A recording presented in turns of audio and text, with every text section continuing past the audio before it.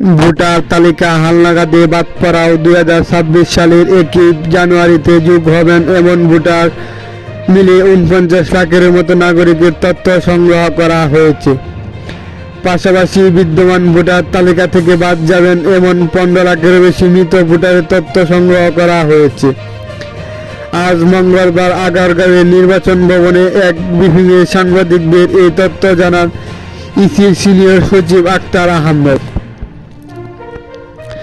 গতকাল সোমবার হালনাগাদে তথ্য সংগ্রহের শেষ দিন ছিল।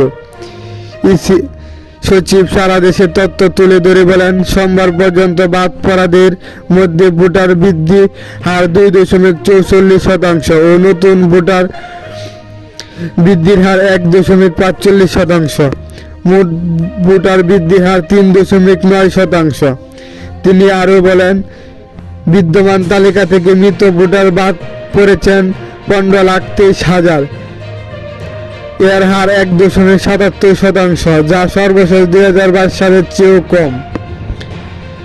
গত 20 জানুয়ারি বাড়ি বাড়ি গিয়ে ভোটার তালিকা হালনাগাদের তথ্য সংগ্রহের কাজ শুরু করেছে নির্বাচন কমিশন। গতকাল সোমবার তথ্য সংগ্রহ শেষ হয়। এবারে ভোটার তালিকা হালনাগাদ কর্মসূচিতে 49 লাখেরও বেশি যুক্ত হলেও লক্ষ্য ছিল 61 লাখেরও কিছু বেশি।